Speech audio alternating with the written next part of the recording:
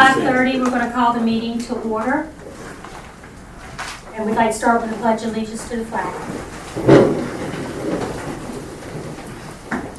Pledge allegiance to the flag of the United States of America and to the republic for which it stands, one nation, under God, indivisible, with liberty and justice for all.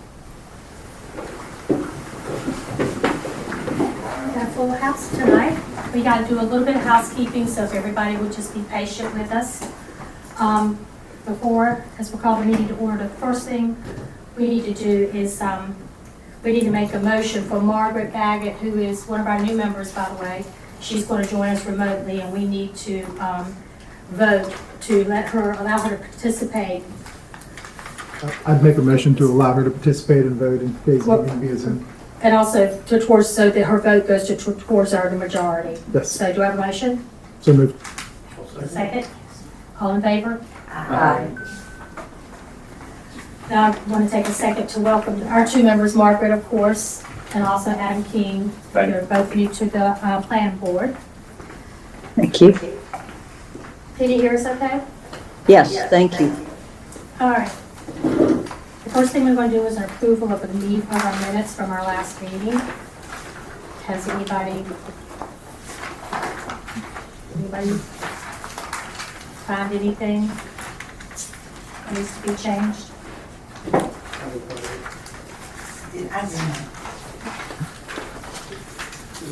I'd make a motion to approve. We have a motion to approve. Anyone second? I'll second. All in favor?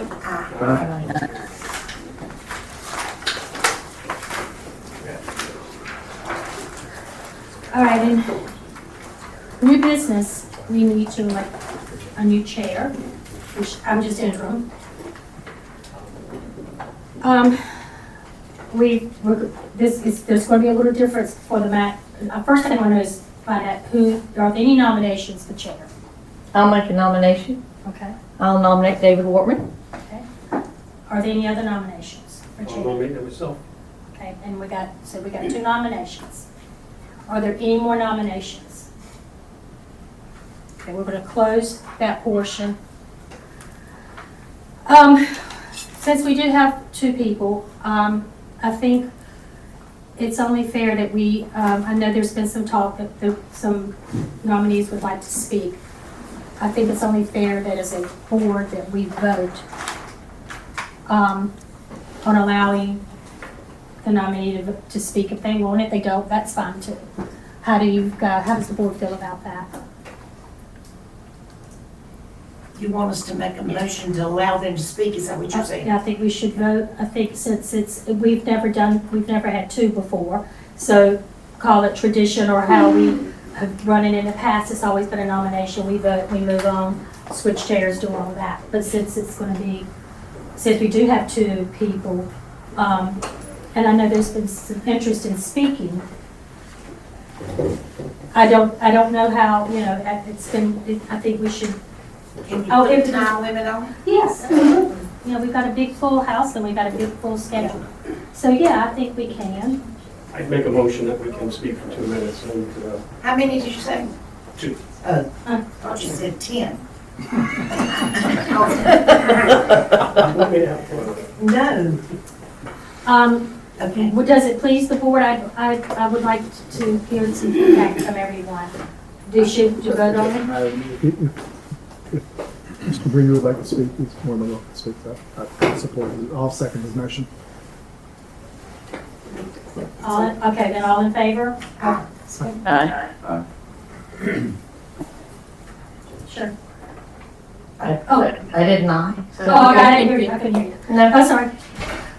Okay, so with that said and that done, David, did you want to speak? No. Neil, would you like to go first? Sure, I'll go first. Okay. It's a pretty simple message. I would like the board to adopt a set of rules that we can work on at the next meeting, forward to the Board of Aldermen and have them approve them, and essentially they adopt what it is we put forward to them, or they change it in a reasonable way. We've been operating without rules, I would say customs, and sometimes I think we run amok by doing it that way. And having said that, I look forward to working with the board, and I'll drop my name out of nomination. Thank you. So you're not, or you're dropping your nomination? Correct. Okay. Do I have a motion for our nomination? I'll make a Okay. motion that we vote David Wortman as chair of the planning board. So we have a nomination for David as chair. Does anyone want to second that? I'll second. All in favor? Aye. All done. Did Margaret vote? Yes. Yeah. Oh, a roll call? Now, Mr. Chair, I spoke now. Because we have a remote participant, we should do, every vote should be a roll call. Okay, Sorry, I forgot to mention that. okay, let's start with, we'll start with Margaret and work our way down. We're doing Yes. a roll call. Margaret, Yes. Yes. David, Yes. yes. Yes. Yes. Yes. All right. Now do you want to move down device and switch over? Yep, that's fine. So the next, you want to switch spot? Yeah. Okay. Thank you, Tony. Did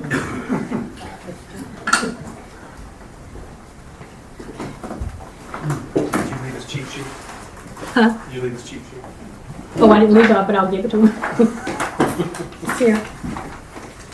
Thanks. All right, so moving on to agenda item B will be to elect a vice chair. I guess we'll follow the same process that we followed as chair. Right. As well. Do we have any nominees for vice chair? I nominate Leanna. I second. Okay. Anyone else? Anyone with the nominations? All in favor? Aye. Aye. Aye. Roll call. Do we need a roll call? Margaret? Aye. Yes. Yes. Yes. Yes. Yes. Yes. Yes. Thank you.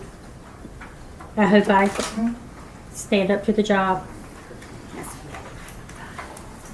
All right, so next item is going to be agenda item C, which is to discuss and review a pier and dock exception for 502 and 504 North Channel Drive. Mr. Chair and members of the planning board, and for the new planning board members, Adam and Margaret, you can see there's a lot of history here with 502 and 504 North Channel piers and docks. But for the group, this was heard back in January at our January planning board meeting. We did go over it at some length. And in that meeting, the planning board members gave some directions to the applicants they thought would be helpful for when they brought it back to the next meeting. And on page 8, you'll see the revised site plan. The site plan for 502 and 504 North Channel Drive has been revised since our January 11th meeting. During that meeting, board members requested that the covered gazebo on 502 North Channel be moved to the north side and the wet slip to be eliminated. The pier and dock wet slip and boat lift are in the same location at 504 North Channel. The property owners of 504 do have approval for the proposed location of the pier and dock from the property owners at 506 North Channel. And on page 9 is the pier and dock history there, and then the applicable sections of the town code in 150.12 are found there, and then planning staff summary is on page 9 also for this hearing tonight. And then on page 10 you see the 150.21 exceptions authorized. This is where the Board of Aldermen can authorize some exceptions to setback rules on piers and docks when they're closer than 15 feet. We did advertise this for a public notice for this hearing in January, and then we opened and continued this also for our March 5th, 2004 Planning Board meeting. The site was posted and letters were sent out to adjacent property owners, which is a little bit different here. The attorneys wanted to reach out to the property owners to make sure everybody knew what was happening at this location. But at our January 11th meeting, the planning board requested that the applicants revise the plans and then come back to us. So that's what they've done. Planning staff's recommendation is to review and consider the request and the dock exceptions for 502 and 504 North Channel. And if you got any questions for me, I'll be glad to try to answer them. And you see on the attachments, you have the revised, number one, the revised pier and dock plan. And we'll go over that. And then they also have the adjacent riparian property owners notification waiver form signed too. So a good map to look at would be on page 12.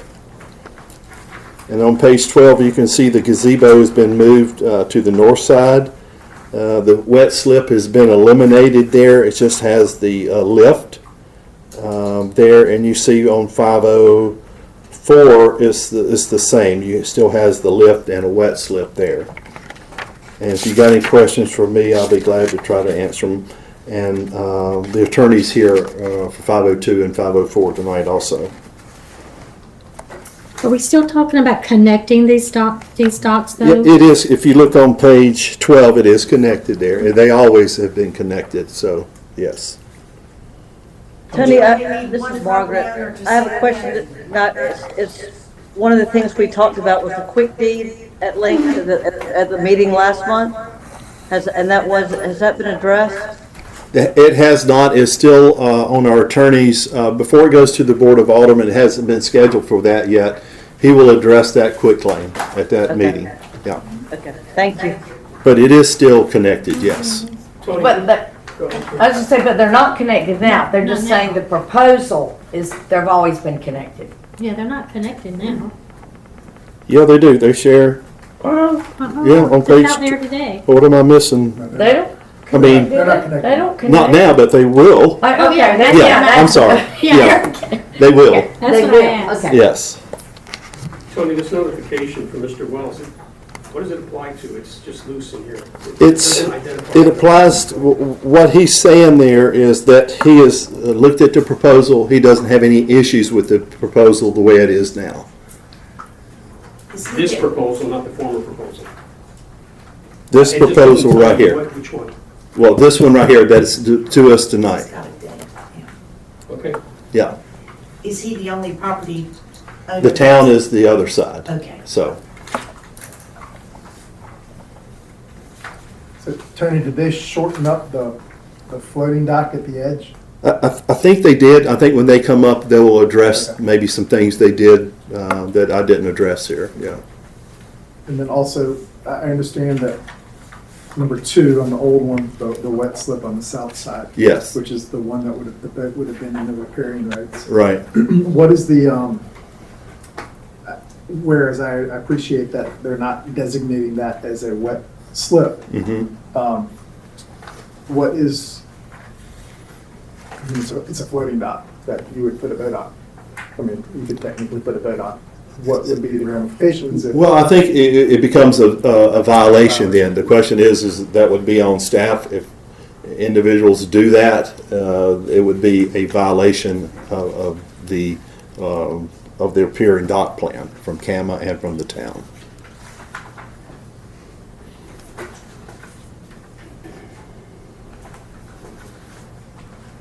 Any other questions?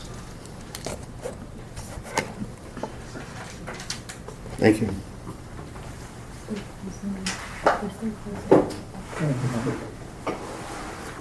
Mr. Nichols? Yes, sir.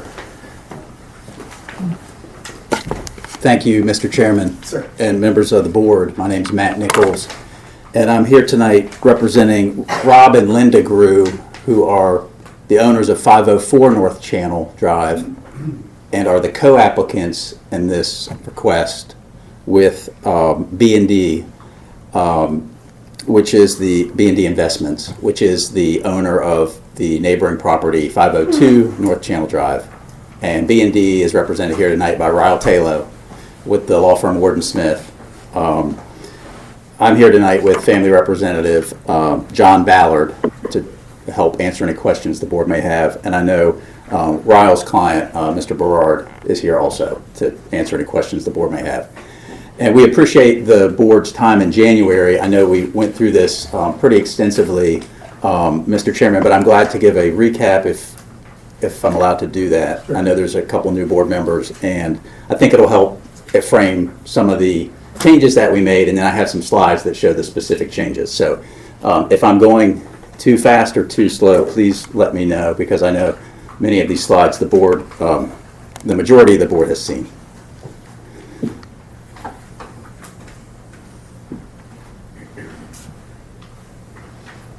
Second. We'll set it up so Margaret can see it.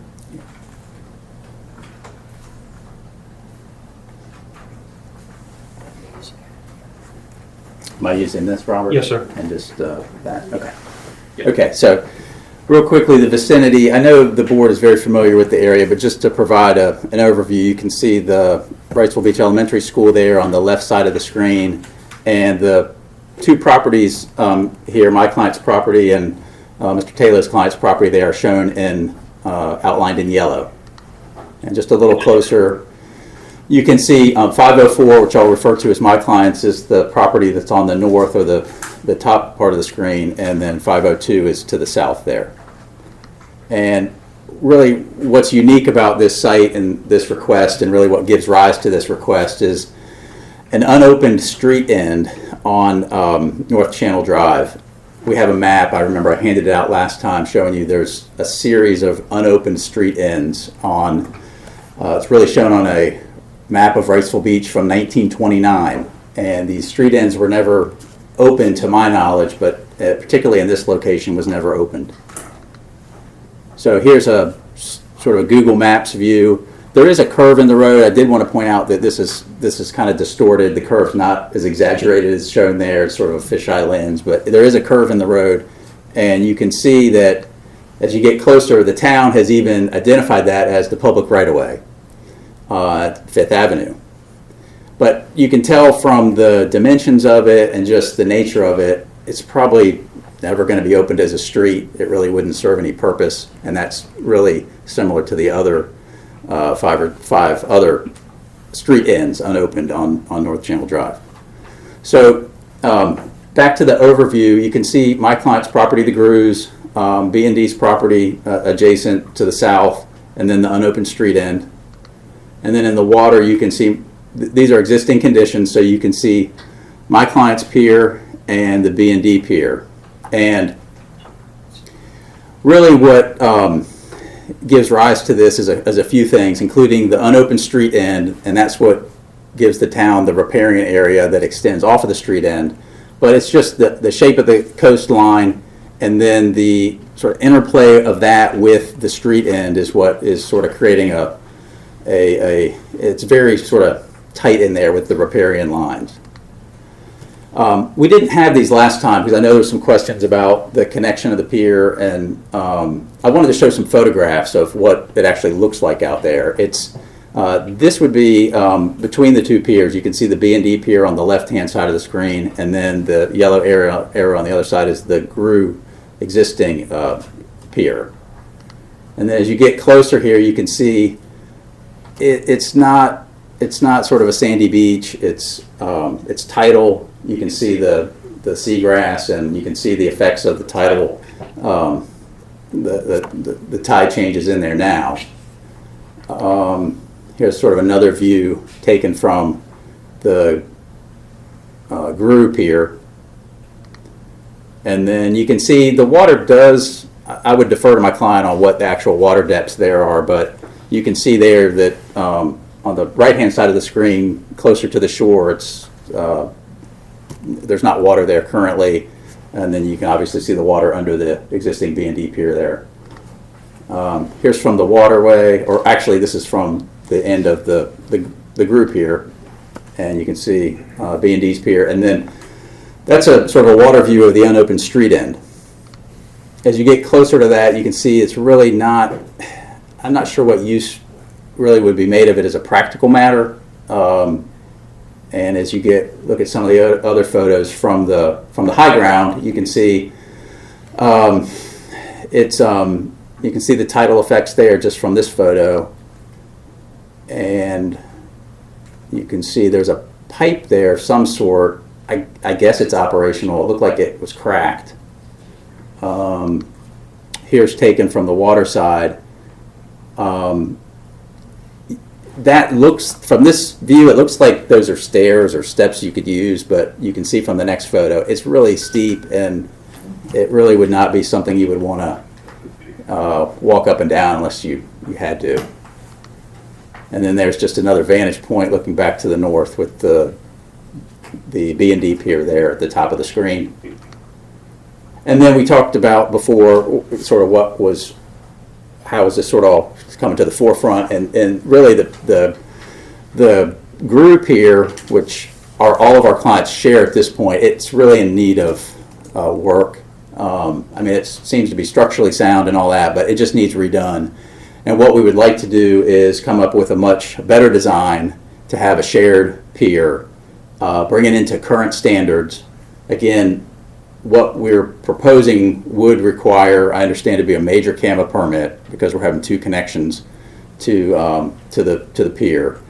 I think that's important in many regards because if the town allows the exception, we certainly hope that the town will, but it's not the end of it by any means. We have to go through all sorts of review on the state level, and we have to go and get our permit from the Division of Coastal Management. So there's a lot of steps in review and a lot of government officials that are going to be looking at this request beyond the town looking at it. So the previous design that we showed the board in January, I'll have some slides here that sort of walk through the changes, so I won't go through those, but you'll recall this was the design that we showed back in January. And then the new design for consideration this evening is on the next series of slides. I wanted to point out real quickly that nothing's changed with regard to the pier head line or the riparian lines or where the setbacks are. But you can see this is the new proposed design, and essentially there's three main changes. And I'll show this with the series of slides here. So the first slide, it's sort of covered up top, but the first change is the gazebo to the proposed gazebo to the B&D pier. And before, it was actually in the riparian setback of the town, and that was a concern the board had. And so we appreciate the opportunity to go back and look at that and try to make this work and redesign. So what we've done is we've taken the proposed B&D gazebo out of the town's riparian setback. So it's completely out of the setback there. The setback shown, it's hard to tell on this slide, but it's faintly shown in yellow. So that's one major change.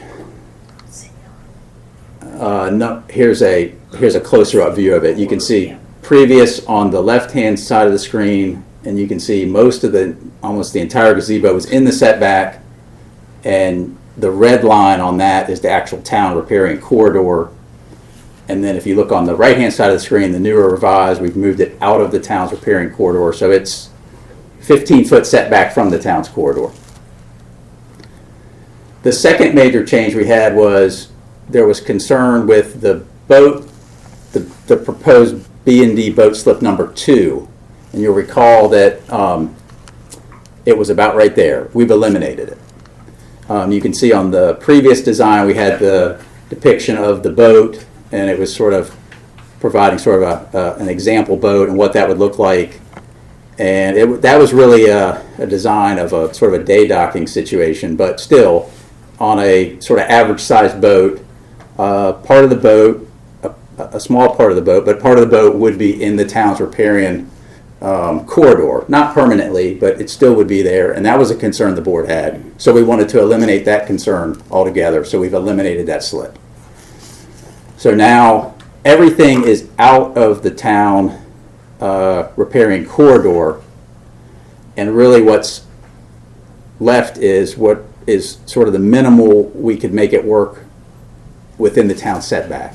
So nothing no longer would be in the town corridor, and it's really in the town setback, and so that does require town approval, but that's true of all CAMA. It's not an uncommon thing for to ask a neighbor for some relief from a setback, particularly where there's some unusual circumstances. But so I wanted to make that clear. And then the third change was the dock length. So the dock's probably been shortened about 16 feet, and that's pretty significant too. It just makes for a smaller facility or a smaller pier and dock. And you can see here, probably the best point of reference is that blue dotted line is the pier head line. And you can see before it was getting pretty close to the pier head line. And on the right hand side, the new revision, it's pretty significantly now off the pier head line. So those are the three changes, and just to recap again some of the things we talked about, just getting back to that unopened street end, this was a slide we showed that you're really not opening the floodgates for the requests like this on the other 5 unopened street ends on North Channel Drive for a couple reasons. If you look back at the map that I handed out, this is the old Shore Acres map. Map book 3 at page 1 in the New Hanover County Registry, and this was recorded, I think, in 1929.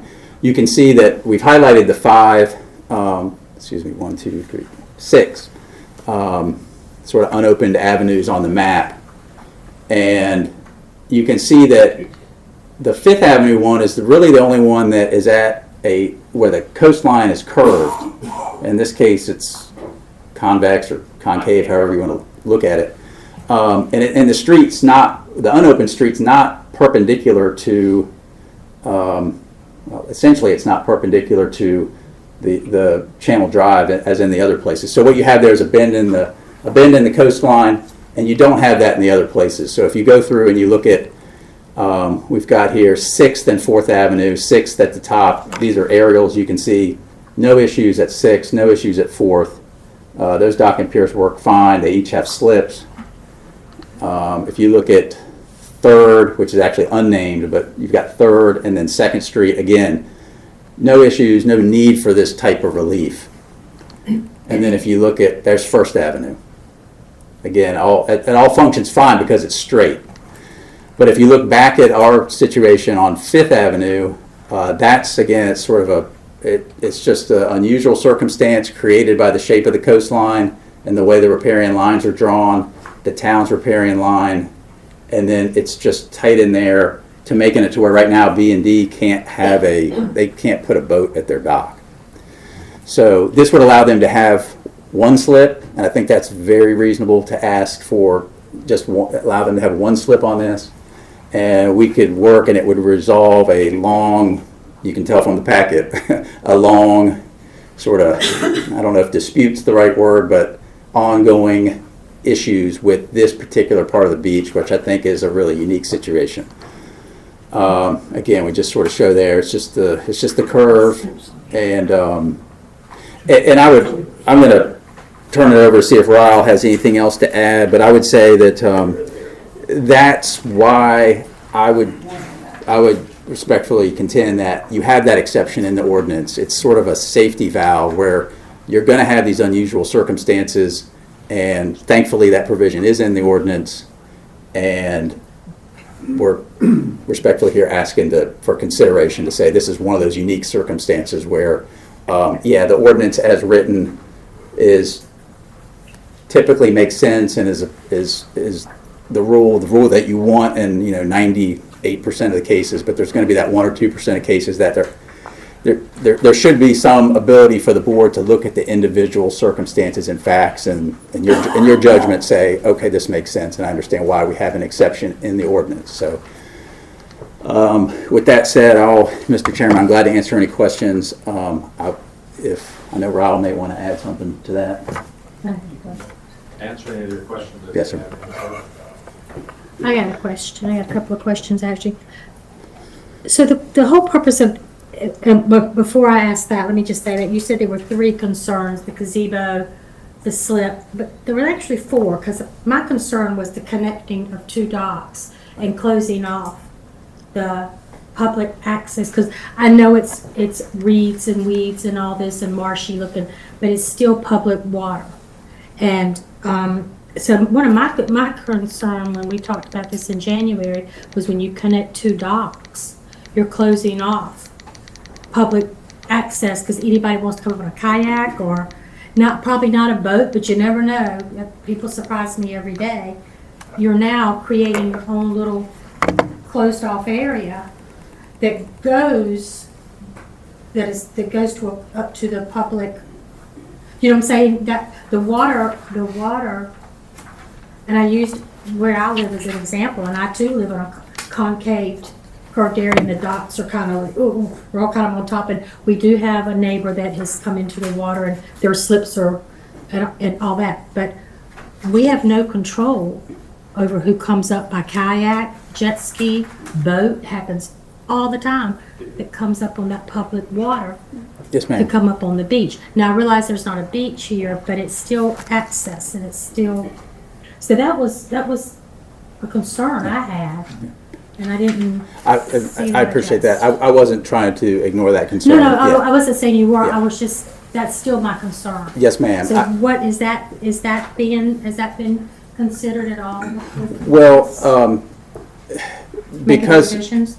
well, because of the confines of the space and the riparian areas, this has gone through much discussion among how to try to make this work, and we have a really good dock designer with Davey Land Management to try to make this really difficult situation work.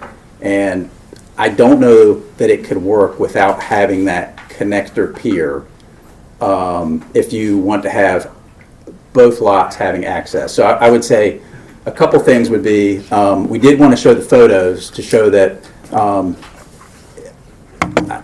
I do understand the concern, but again, I know every other area in there, including that open street end, would be, if someone wanted to bring a kayak in there, that's all completely open. And while it would be limiting this sort of area that we're showing here, I don't know what, I think given the situation, I don't know how we can fully address that concern. I'm not discounting the concern at all. Right, oh, I know, no, Yeah, I don't. but I just don't know how we think can you are. address it and make the pier and dock work with the design. And I would say too that it's really, with the combined sharing of piers, which is, I think, generally a good thing. I mean, you're having two houses instead of two full piers, you're having two houses that are having one, so it's less water But you're dependent. still connecting two. Correct. Two docks. Correct, but you're having less water-dependent structures for two separate lots by sharing. But what is the, I'm sorry. Is there a reason, I apologize, I wasn't in the January meeting, why you're not doing a one shared dock that when you go, if you'll go back to this picture? No, the zoomed out version. Okay, let me go back. Okay, you see the house, two properties down south? Right, They have a shared dock. Is there a reason why y'all didn't do a shared dock down the property line versus two separate docks that then have to join? well, I think that was looked at, I might defer to John here, but if you come straight off of the property line, you're still in the towns, we're still asking here for the same thing. Let me Well, show. but it could turn, I mean, it could make a dog leg, right? Well, Couldn't it? I don't know that will work, because if you look at let me get to the actual, let me get a map.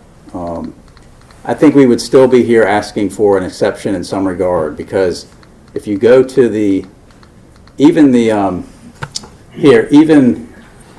it's faint, but you can see the yellow setback even on, that's the old one, so I don't want to confuse things here. Here's the new. May I go up to the screen? Mr. Chairman, is that okay? Yes, Can I go? Okay.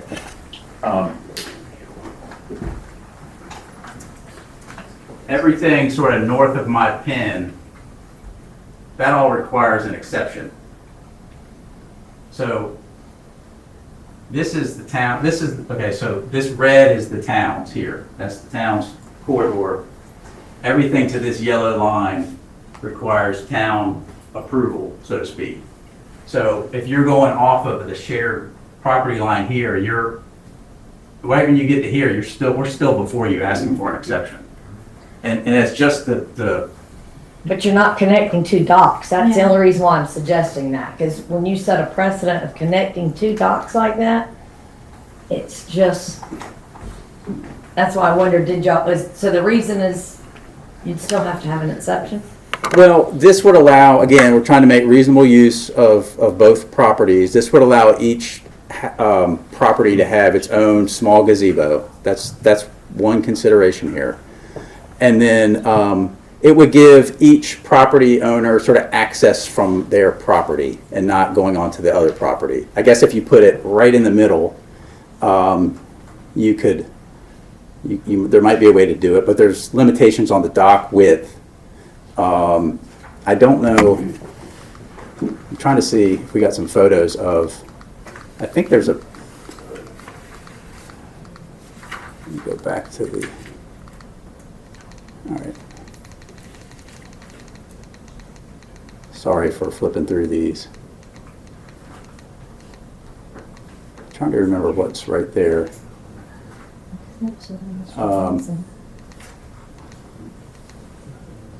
Yeah, I mean, I can see there's a, I guess there's some vegetation there probably would not want to interfere with. It's not, is it a perfect design? No, it can't be, just by virtue of why we're here asking for the exception. We cannot meet all of the rules. And so I think what we've done, we hope that the board considers it to be reasonable and as minimal, as reasonably minimal as we can be here before asking you for an exception to make it work and resolve a long-standing issue between these two properties and the pier and dock in this location, which is sort of, again, created by a unique shape of the coastline, an unopened street end, and I guess I would just say if the concern is limiting the public's access to what is shown right there, I would just ask the board to consider that as not a significant particular issue in this case, because I just don't know what reason the public would go there as a practical matter. And we're certainly not trying to limit public access in any way to the water. Well, it's just something I feel that needs to be considered because, I mean, anybody can come up now and say, hey, my aunt lives next door and I'm her nephew and I want, because we'd like to connect our docks. Well, I think if they could show that they had a very unusual, unique circumstance and and satisfy the town that was the case, then I would say they could ask for that, but I don't think they would have the same circumstances. Refresh my memory, the purpose of why they need to connect, because this is the shorter dock, the B&D dock Yes, doesn't have a slip, moving to have a boat slip. Correct. Is that correct? That's correct. If you go to the And they photo, were before somebody was walking through a yard. That's Remember you right. said- yes, So is that the current owner that was walking through the yard, because that was to get on the dock? that's correct. To borrow a boat? Yes. And they can't do it now because there's a fence there anyway, right? Or gonna have to go through their porch? I think the fence, John, does the fence have a gate between it? It does. So it's not, the fence Oh. isn't the issue. The It's, fence is not blocking them from going no, through the yard? no ma'am, Okay. it's not. No, Okay. it's not. But there you can see again, that's the B&D dock on the right-hand side of the screen. And I don't think there's any way to dock a boat to that in any practical way. I would defer to the clients on that. I don't think you can put a boat there. Can you refresh my memory, what is the setback requirement? From the riparian area, it's 15 feet.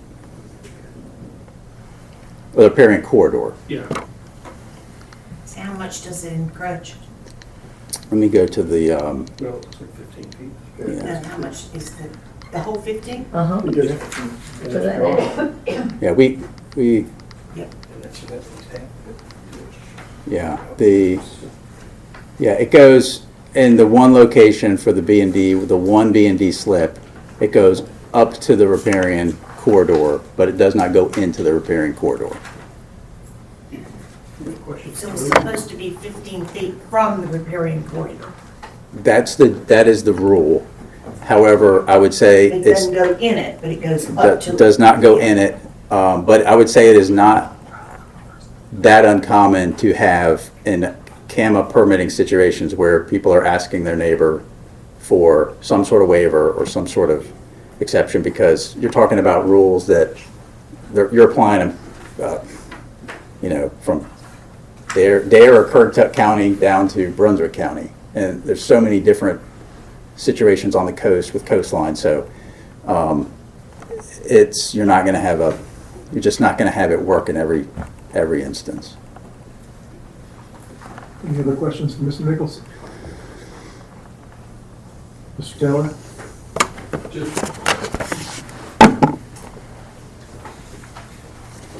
Hey, I'm going to be brief. My name's Ryle Taylor, and I represent D&D Investments, who owns the other pier there.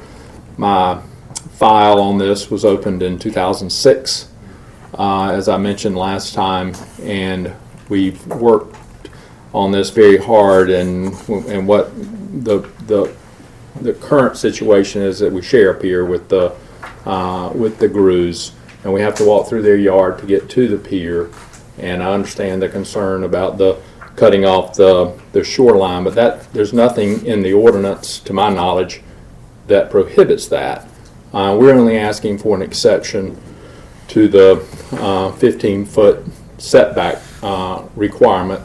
We've worked hard to address all of the concerns. It's just impossible to address the concern you have, Ms. Joyner, without a complete just going back to what we have now, which is something we've been trying to work on to avoid, so that each of us will have a dock at the end of our properties and can go out there and enjoy the water like all the other waterfront property owners in Wrightsville Beach, who don't have to face this very unusual shoreline.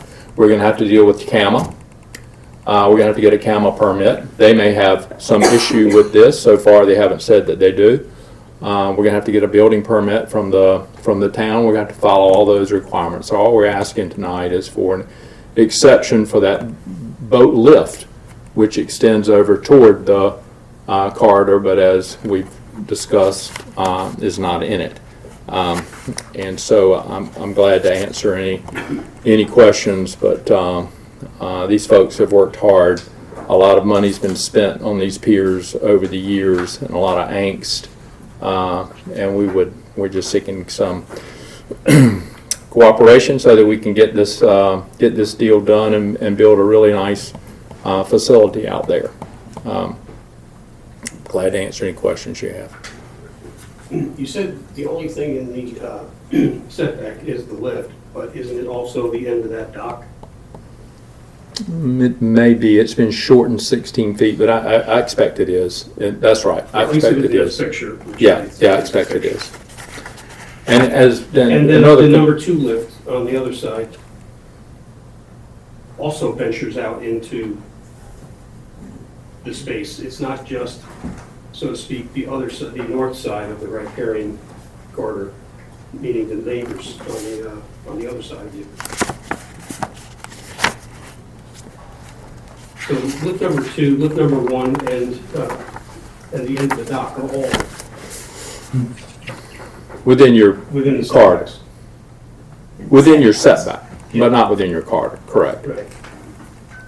Okay. I just want to be clear, because you said just the one is, and it's Yeah, well, 3 items. My mistake. And to address one of the concerns you had, Mr. Chairman, is that there was, and I think I got from one of the questions you asked earlier was to keep them from putting a boat out there anyway. And they've reduced the length of the pier, and I think that's going to eliminate the potential for there to be a, quote, day slip or wet slip there that was in the original design. Is that between the 2 bridges where you have to have low tide to go under them? Yes, ma'am. It's a terrible bus. Well, Yes. it can be. Well, it kind of is right now with the one bridge blocked off. But that might be to the benefit of the people that are between the bridges, because The size boats you can use. not quite as My much neighbors traffic. have nice piers and their boats are rather great. Yeah. Lemony top that you can put down. Right. Mr. Taylor, is there the, I guess, the tie shape of your lot, of your client's lot? What is the footage? Because I saw on the plat, I wrote it down, and I understand plats aren't accurate, normally accurate. It showed 12 and a half feet. I think that plat that was shown on the Shore Acres one, and I can't read it, what it says there, but it looks like somewhere close to that, I've circled it somewhere. But I'm just wondering, what footage of land do they have on the water? And if it is anywhere close to 12.5 feet, and there's a current dock there, do they have a exception from the town currently? It's got to be more than, well, we've got the exception from the permission of the Grus to have that there. Right. But it's more than 15 feet from the town corridor. It is currently, so. Yes. I circled it right here, actually. It's, and I can't read it.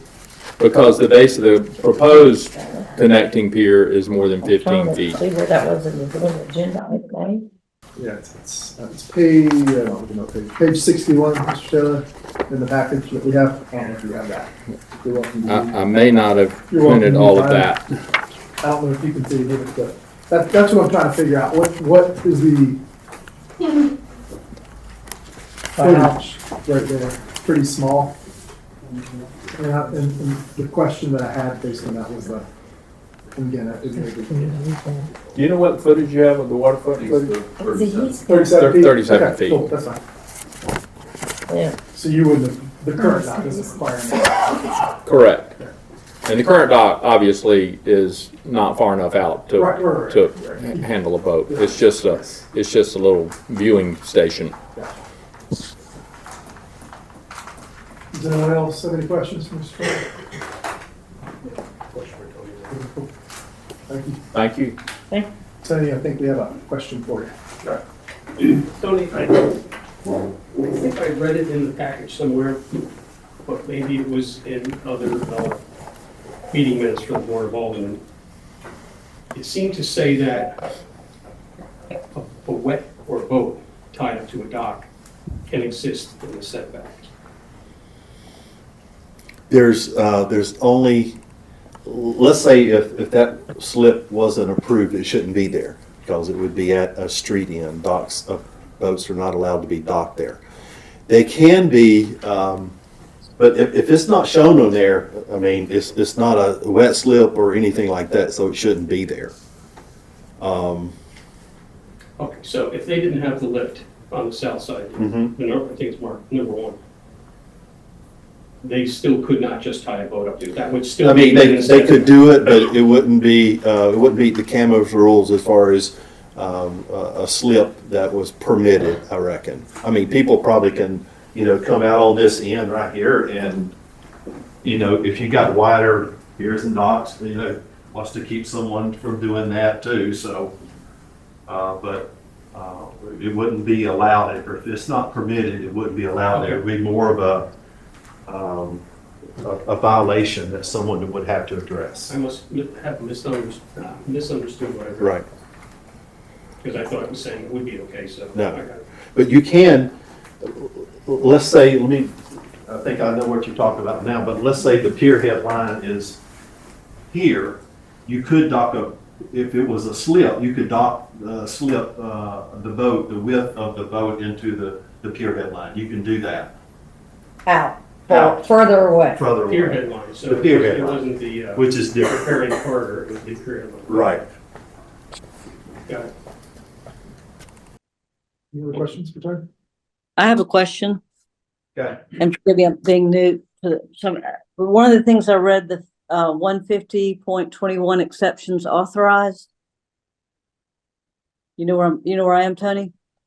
Yeah, I'm aware of those exceptions, yes. Okay, well, again, but so it says they may waive a certain limitations as to dimensions and location if it appears to be clearly in the best public interest and safety.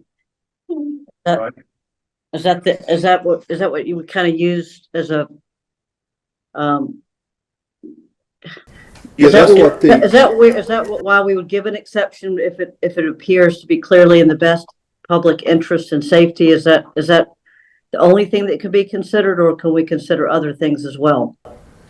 well, I think the way it's written is for safety reasons and things like that. I think it, that can be used. I'm not sure if you can expand on that to anything else to say, the idea of one dock, yeah, I mean, one dock could be built there. I mean, there's no question about that, but there's still a lot of nonconformities about these two lots and how the town identifies extended property lines and how the Division of Coastal Management identifies them. So if they were to put one dock, they'd still be back in here whenever, probably for the boards to review. So.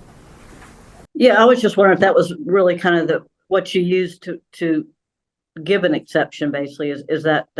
Yeah, that's what it's supposed to be for, yes. Thank you. Mm-hmm. Any other questions? Good. Thanks, Ben. All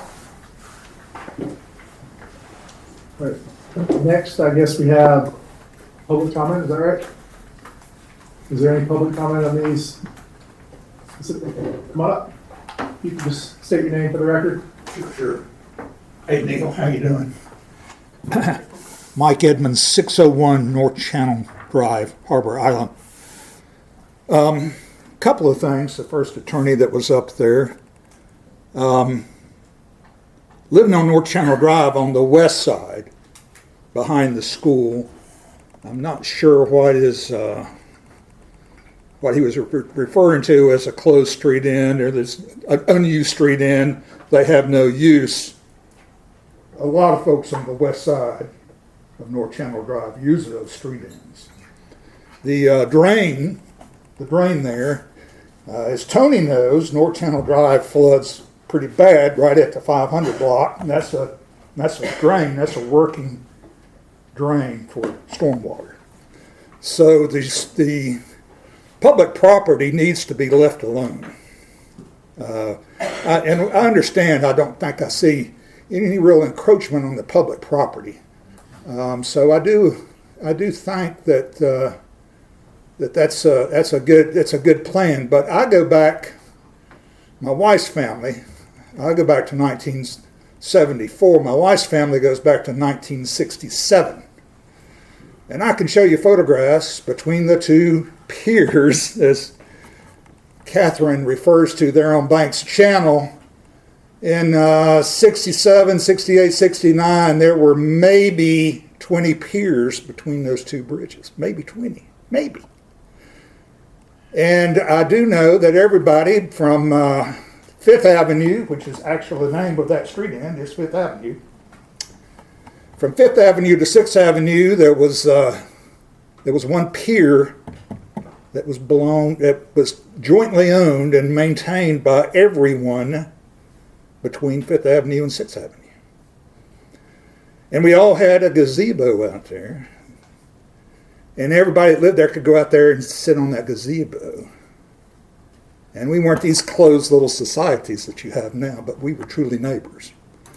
And the thing about North Channel Drive that is unusual than a lot of other streets, especially on Wrightsville Beach, but not so much on Harbor Island, it's a cul-de-sac. It's a cul-de-sac street, even though there's a little cut through and the little kids go through there on their little motorcycles flying like bandits. But lots of neighborhood activity. And I'm not disparaging our new neighbors down there at 502 and 504, but I do wish that they would consider being true neighbors and go together and have one pier, one nice gazebo, share the expense, and get to know their other neighbors. And their neighbors that live on the west side that have grandchildren that like to go over into that riparian corridor there and try to catch sand fiddlers or anything else that they can get over there. I have an 8-year-old grandson that truly loves to go over there and get as many as he can. Brings it to my wife, to my house, where my wife has a fit when they get loose there. But do consider this carefully. This has been this particular area here, because of that curve, has been a bone of contention for quite some time. But it's not opened a huge can of worms, which I know this particular board gives a lot of thought on stuff. And Ms. Kabbalah, you are absolutely correct in thinking about that.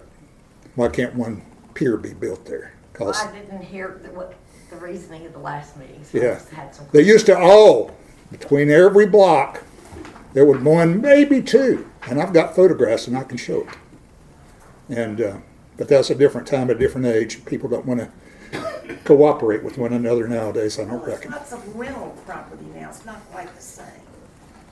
Rental, Private property and rental property, you know. rental property, Yeah. now this is rental property? No, I mean, the reason is neighbors aren't quite as neighborly. Now, North Channel Drive is mostly residential. It's mostly residents on North Channel Drive. Everybody, well, are second homes, not so much rentals. I think there's one rental from, well, I think there's one at a couple of streets on the 500 block. But 600 block on down, which is, the last block down there, it's all neighbors that know each other. I appreciate the opportunity to speak to y'all. Thank y'all very much. Give us some careful thought before you do something that you can't put the toothpaste back in that tube again. All right? Thanks. Any other public comment? All right, we'll close public comment at this time. Board deliberations. Anyone have anything to say? No. Sorry, anyone but Neil have anything to say? You know, I've been doing this for 20 years.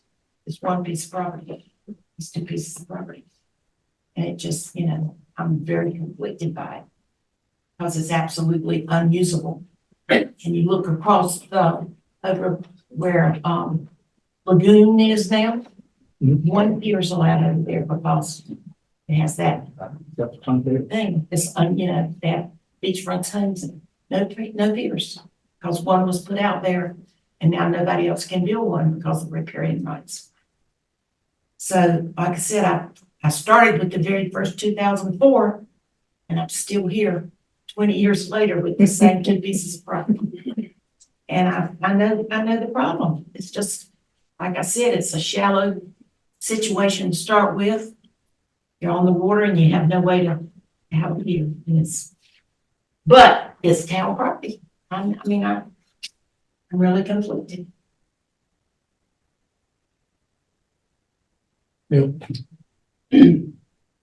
If I recall correctly, last time we heard this, the opportunity is there because the pier on the north side has to get repaired or replaced substantially. And they were going to keep the pilings, but they were going to redo the infrastructure.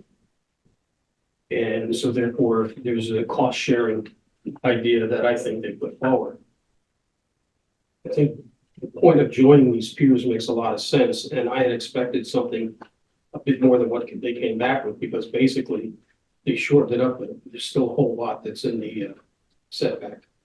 And I think there's a solution here. I never worked it out. I'm not the engineer, but my sense is that there's a solution here. And I also have concerns about the precedent of closing off that public space behind it.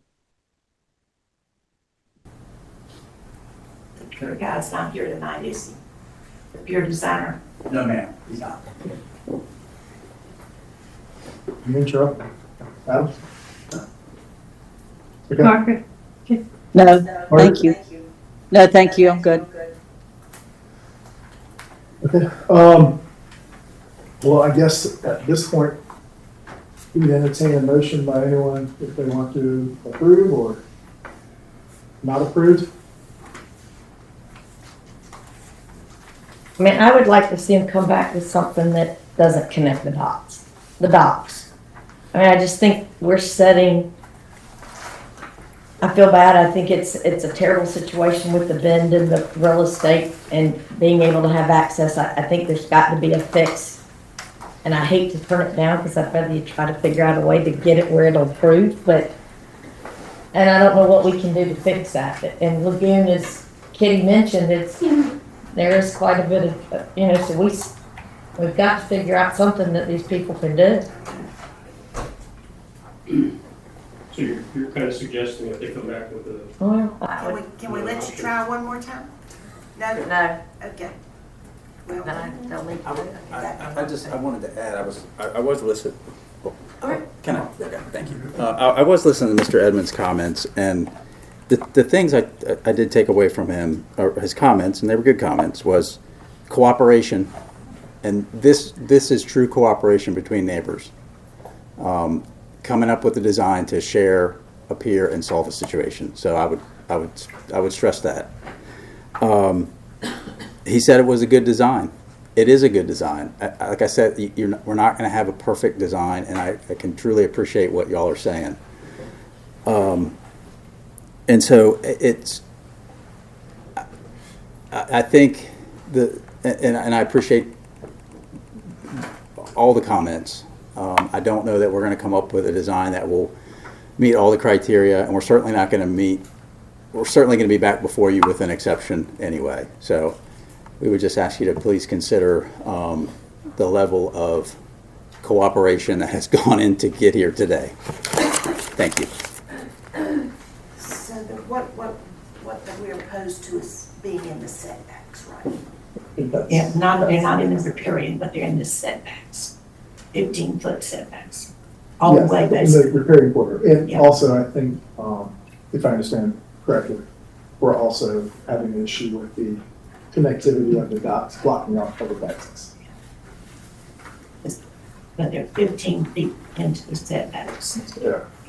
And they've got permission from the people to the north. Yes. So even though that's in there, that's not our place to judge. All we're concerned about is the setbacks that the town would have to grant. And that doesn't bother me as much as the connecting of the dots, of the docks. Sound like the dots. What bothers you about the connecting this? Yeah, the creating that private beach between two docks. I just feel like that's setting a precedent, and There's such good areas on both sides of it. Aren't there? Aren't they good? I mean, that's not, it doesn't look to me like it's a very good beach. I don't disagree. Yeah. And beside it, there's land on both sides if you wanted to come off the beach on a kayak. That wouldn't keep you from doing that. It might, you have to move over a little bit, but it would not prevent you from getting on shore. Riparian right is still there. It would not prevent you coming out of the water. Are you suggesting something? You know how I feel about this. I'm not a very good person for this, but Well, I'll tell you what, if someone wants to make a motion, we'll vote on it and My personal preference would be that they come back with something else and start fresh. But if they're not going to, then I don't think that's an option, after hearing from Mr. Taylor and Mr. Nichols. Mr. Taylor. Is that accurate, Mr. Taylor, Mr. Nichols? Do you mind if I mention something? Michael Berard, 502 North Channel. And I've been here, I've had this for 17 years or whatever. We had an exception from the town to build a dock in the first place. The town voted to give us an exception. We had all of the materials for the dock on our land, getting ready to build it. The neighbors at that point decided, you know what, we've decided we don't want it. And so they went back and they told the town, hey, we decided not to build, we don't want them to build it. So we originally had an exception from the town. And now we have neighbors they want us to build it. And originally it was our own dock going out into the corridor of the town, not just the setbacks. It was an exception to go into the corridor of the town. And the town granted us that. And I think that's borne out in some of the prior material. Absolutely. So, Tony, what I would say is, it does not look like we're gonna have a motion to approve or deny, so can we forward this to the alderman without recommendation? or vote. Or vote? I think that you, Or do we have to vote on it? I think it would be a good idea to vote on it. I mean, in my opinion, I mean, you know, it very well could go to the Board of Aldermen. They could choose to take it on without a vote, but I'm not sure if I think the board will want some directions from the planning board probably, with some very good comments. Before we do that, going back to Cheryl's suggestion of the single dock. Right. Why can't that be looked into and see what the exceptions would be? Would the exceptions be the same exceptions? I don't think we can, and I hear what you're saying about the single dock, but what I would say is I don't think we can force 504 to do something. And Right, I think well, they yeah. indicated they do not want to do that. But I'm saying as far as our thought process and so on, if that would be in. Right, and I understand the single dock, but if the applicant is not willing to consider that. Not even consider that. I don't think that it's something we should consider. Yeah. All right, I mean, Tony, without a motion to approve or deny, we're at an impasse, so I would say that we've asked the applicant to consider continuing and coming back. They've indicated that they're not interested in revising the plans, and based on those answers that we would, okay, I think we're going to forward this with that recommendation. Okay. Is that accurate from the board? Yes. Yes. Should we vote on that? No. Anybody else in here getting cold? Oh, I turned the AC on, I can turn it down for you. Yes, it's a little. Do you want to vote on that? Y'all must be cold down there. You know what my vote is. All right. Thank y'all for your time. Appreciate it. I'm sorry we Thank you couldn't much. come. Next item on the agenda is going to be item D, discuss and review a special use permit amendment for the Wrightsville Yacht Club. Before we do start, I would like to indicate that I am a member of the Commodore Club, the public. We have discussed with our town attorney about any conflicts that may create, and the town attorney has a time that does create no conflict.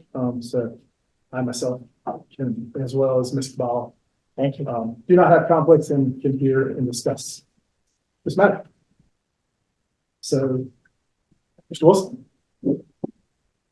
Mr. Chairman, members of the planning board, again, this is a consideration of an amendment to an existing special use permit for the Wrightsville Yacht Club that's located at 4 and 6 Marina Street. When this was first approved in 2020, 2021, it was called a conditional use permit. As of today, we call it a special use permit. So if I say conditional special, it's the same permit there. To give you some background, I think a couple members were on that committee when we heard it back in 2020, 2021.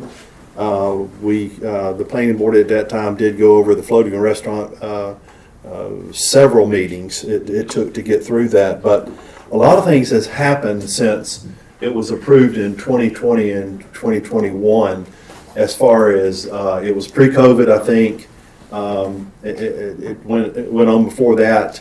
And at that time, when it was sold to the town of Wrightsville Beach, there was no permits going to be required because it met the definition of a vessel. So during all those years that this sat there, everybody was thinking this did not need building permits, plumbing permits, and things like that because it met the definition of a vessel. But then we fast forward to last year, January of 2023. The barge comes up from Florida, it lands in Brunswick County, and then and the building code may have changed, we think, that caused some of these issues. So at that time, we all met, the different groups, the contractor, ourselves, and members of some of the Wrightsville Yacht Club met as far as some permitting strategy. And since it was in Brunswick County, and then we didn't think about any of this stuff, Brunswick County was going to have to do the plan review and issue the permits. New Hanover County was going to be involved, and then finally the town of Wrightsville Beach in the end would be involved as far as issuing COs for this project. So in that process, it was determined that it didn't meet the definition of a vessel. So it had to go through the permitting process, and it did for some time in Brunswick County.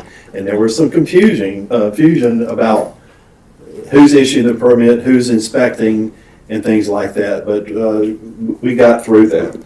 So we're here today. We have a request to amend the existing special use permit for the Wrightsville Yacht Club. We did receive the application in February the 2nd, 2024, and the attorney representing the applicants is Matt Nichols. The amended site plan changes include moving the existing accessible ramp 15 feet to the center of the property, and then there's going to be a new 36-inch wooden walkway on the north side and minor changes to the existing building at 2.5 Marina Street. When we first got the application, and some members of the public might be here tonight, that it did show some seating and things like that on the docks. So that was taken out for this meeting. So tonight, all we're hearing is for these site plan changes for the Wrightsville Yacht Club. So moving forward, also you see on page 76, accessible parking. The applicant is going to also request the town to allow their contractor to install 2 accessible parking spaces in front of 2.5 Marina Street and the public spaces on Marina Street. These spaces could be used by the public as well as the businesses. So they will not be just for the Commodore Club, Blue Water. They're for everybody.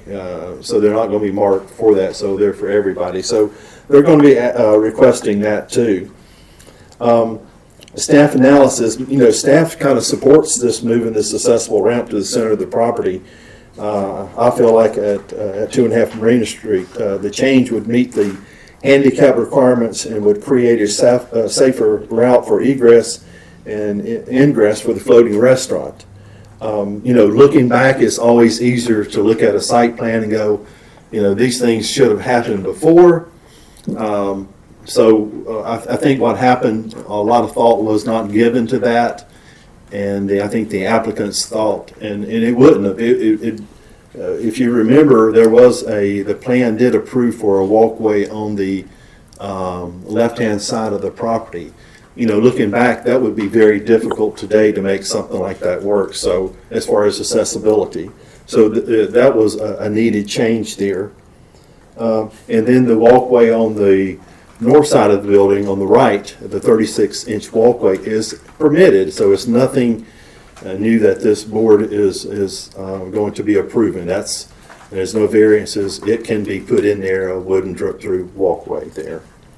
We did send this out to department heads again. The fire department had no concerns from the fire department, no concerns from Public Works.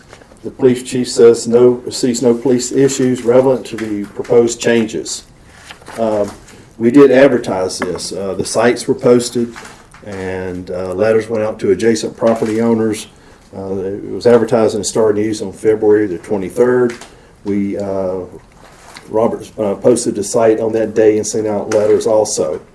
The requested action is to review and discuss the proposed amendments to the special use permit for the Wrightsville Yacht Club. And then the attachments, we have the plans, application plans, and also put the existing conditional use permit in there with the conditions that was approved in 2020 and 2021. It is consistent with the Campbell Land Use Plan, and if you look at the zoning compliance application, you'll see that there with the conditions on there. And today I sent you some of the ordinances that deal with SUPs, what our duties can be. And that's a preliminary review, and we can put reasonable conditions. If you choose to put some more conditions, we can do that, if you choose to do that. So if you got any questions for me, I'll be glad to try to answer them. I have one, Mhm. and just help me clarify. So when they are asking for accessible parking spaces, talking about 2 handicap. Mhm. Okay, just clarifying what Yeah. that accessible definition, thank you. Uh-huh. And that's what we're hearing today is just based on how this will make it more accessible for. Yeah, it's a change in the site plan. Right. Probably if this was in the, other places, it wouldn't be much of a big deal, but they changed their site plan, and we did reach out to them in November and December to say, hey, it's changed the site plan. We believe you need to take this back for a site plan review with our planning board and board of aldermen. So. Are those currently the only two changes on the site plan, just these two Well, I think changes? there's, okay, moving the ramp, there's probably going to do some landscaping, but moving the ramp from the left-hand side to the center, the right-hand side would have the 36-inch wooden drip through. There may be some signage change. And the front of the building, let's discuss the front of the building. You know, that wasn't, a lot of thought wasn't a 2.5 Marina Street. You see there, they put some wooden lattice up and put an exterior door there. Okay, I'm confused, and you know, I've been here many, many years.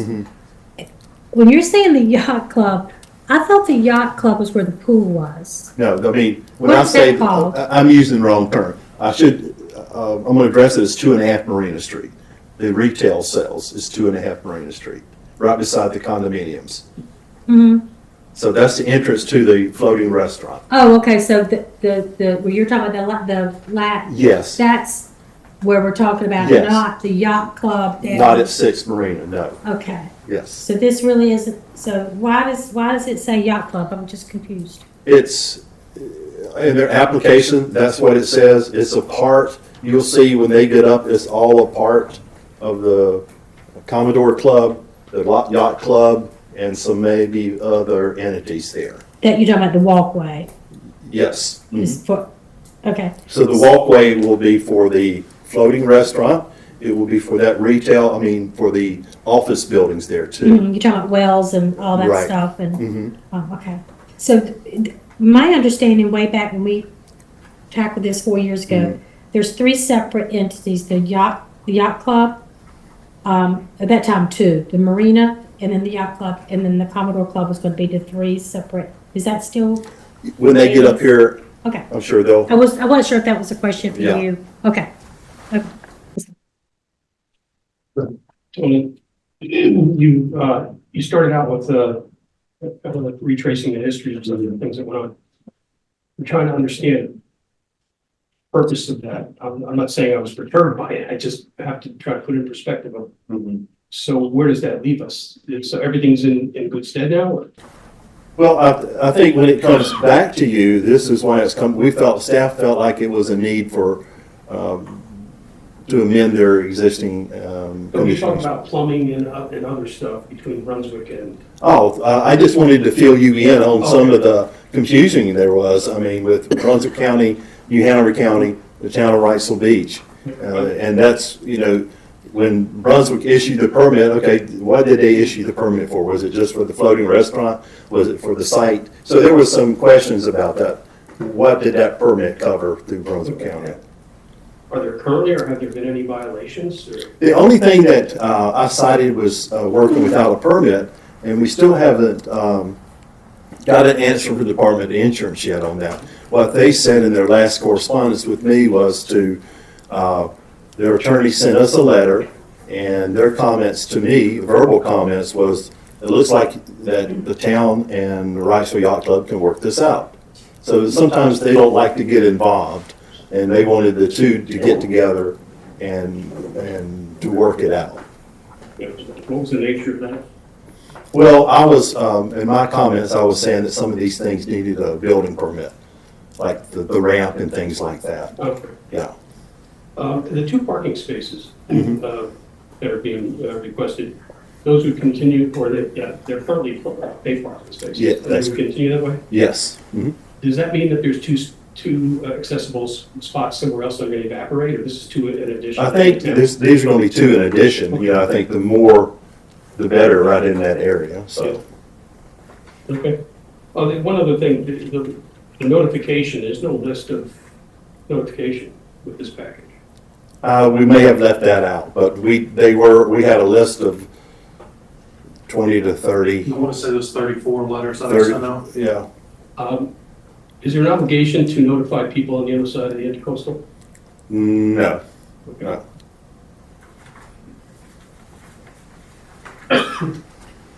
Anyone else? So I have one quick question. You talked about the walkway on the right side of the property, the north side of the property, I would assume. Is the only egress right now, the only egress that is allowed would be the original one that they're modifying? Yeah, that would, they've probably got a couple others. If you go on their pier and dock, there may be, if it was a different type of emergency, they may have to go down to the docks. But there would be the center of it, and then to the north also could be used as some type of emergency exits there. Any other questions? Okay. Thank you. Mr. Nichols, hook you up again. Welcome back. Busy now. Thank you, Mr. Chairman, members of the board. Thank you for having me up here again. I'm going to provide an overview, if I may, and then with me here, well, let me back, I'm sorry. I'm Matt Nichols. I represent the applicants in this matter. And with me here this evening is Sam Clary. He's the general manager of Wrightsville Yacht Club. And we have our architect, Toby Keaton, with Kirsting Architecture, and Brian Thomas, who's president and CEO of Monteith Construction, is here. So if it pleases the board, I was going to give an overview of what are really pretty minor changes. And then if there's questions or if allowed, they can sort of fill in some of the detail where I may miss a point or two. So I think the presentation will, I've tried to do this so that we can go through each of the proposed changes. So just big picture, this is the Wrightsville Yacht Club. It's actually a bigger facility than some may know as far as the whole marina area. The marina restaurant slip is shown here. And what we're talking about here tonight, the area proposed modifications, don't have anything to do with the restaurant slip or the restaurant itself. This is about the entryway area at 2.5 Marina Street, as Mr. Wilson mentioned. And it's really minor access and other changes to the site, improvements and enhancements to the site. So just a little closer up, you can see we've sort of outlined in yellow, all of the items that I'm going to discuss this evening are occurring within essentially what we just call 2.5 Marina Street. Let's see, so a quick summary, and I believe this is in the application, but I'll provide a quick summary, and I'll go through each of these with slides. We'd like to relocate the primary pedestrian entryway on Marina Street roughly 15 feet. As Mr. Wilson mentioned, that's really a better location for it from a safety and accessibility standpoint.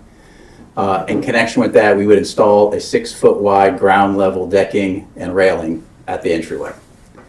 We would like to add, and I think in some ways I think it's required to add this 3-foot additional access on the north side, and we'll show you that.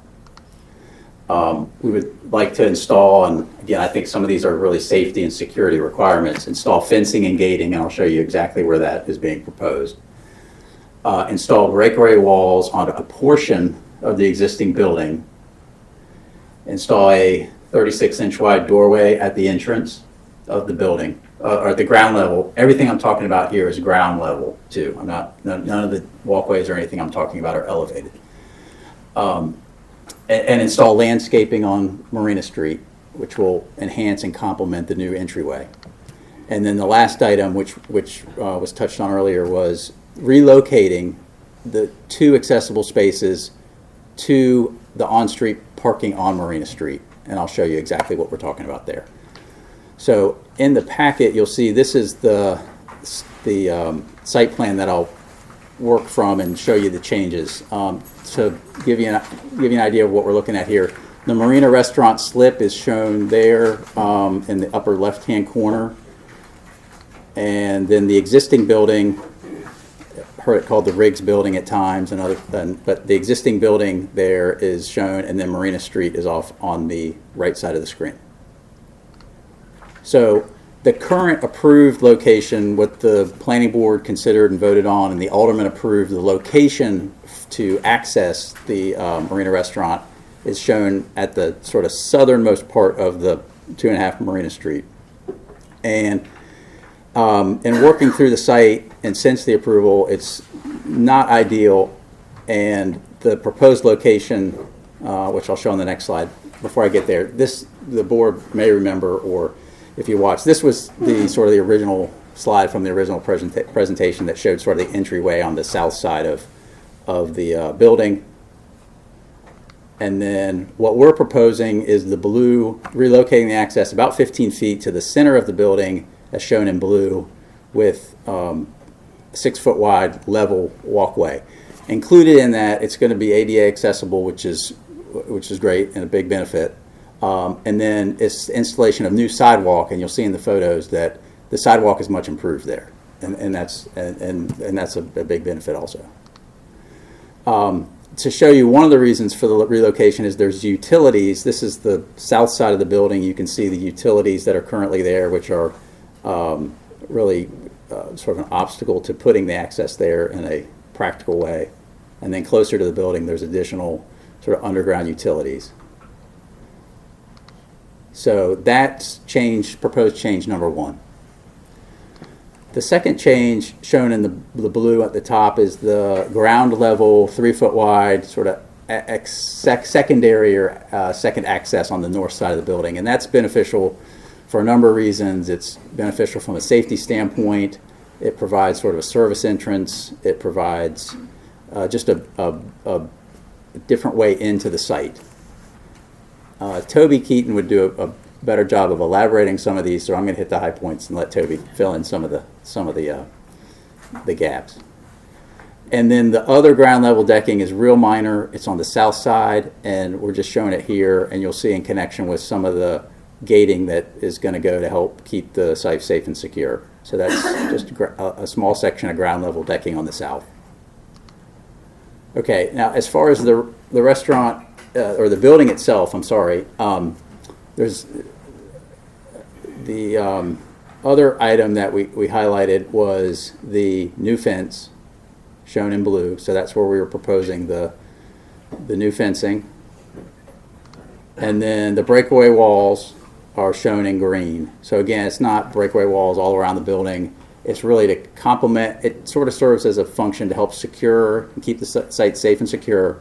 There's some aesthetics components to it, but it's really just an enhancement of the site.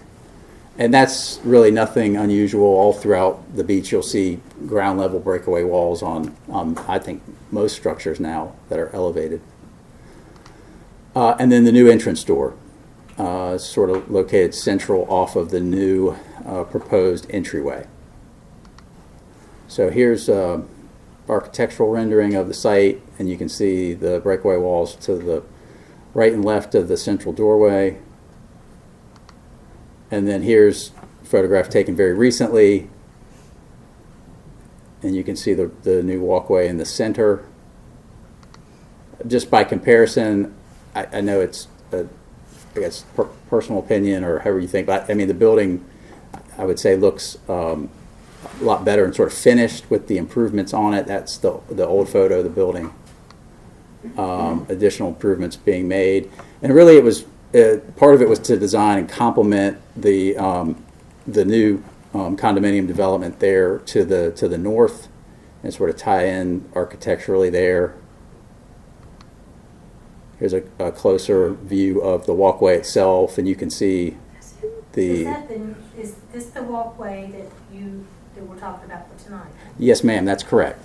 Yes, that's correct. We're asking the board to consider approval of that as a minor modification to the current plan. Instead of having it on the original approval, it had it roughly 15 or so feet in that direction. Yes, ma'am. We're asking it to be in the center of the building for improved access. It's a more direct route. It's avoiding the utilities. It looks better. It functions better. Is it in the setback anymore? The walkway, I can't recall. No, it's not meeting. I mean, it is meeting setbacks. It meets the Previously, it was in the setback. It was that's where we would have had some issues with it, the width of it, so yes. South side? Well, so this was sort of a suggestion to get around stuff being in setbacks. It would have, this right here works a lot better for accessibility. Yeah. Tony, is this what you were saying was built without permits? Yeah, when we saw this and both sides, and we, like I said, we still hadn't got an answer from Department of Insurance. Does it need a permit or not? It just depends on who you ask. So DOI still hasn't responded. They basically said, and Matt sent the town a letter saying that their solution was something that he felt like the town and them could work out, is basically. So. And we've been cooperating with the town on that. If permits are required, certainly we're going to get permits. So you did it without a permit, is that what the problem was? Well, there was building, Tony, please correct me if I'm wrong, there were building permits issued, but the issue was, was this included in the building permit? And was it required? That's where the confusion was. Brunswick County issued the permits. So did the permits follow over here with some of the issues that I think the contractor was questioning? Well, they had a permit, but I felt like it didn't cover this, but maybe they felt like it did. So that's where we still didn't get an answer. So moving it was the problem. Yes. And you guys sort of agreed to let them continue till we could. No, we. So it stopped. So they went to this point, and then it stopped. Once it got to that point, we said, okay, it's beyond us. Let's go back to the planning board of Alderman. Stop work. So it has stopped. This is a good photo of the sidewalk, a big improvement to what was there.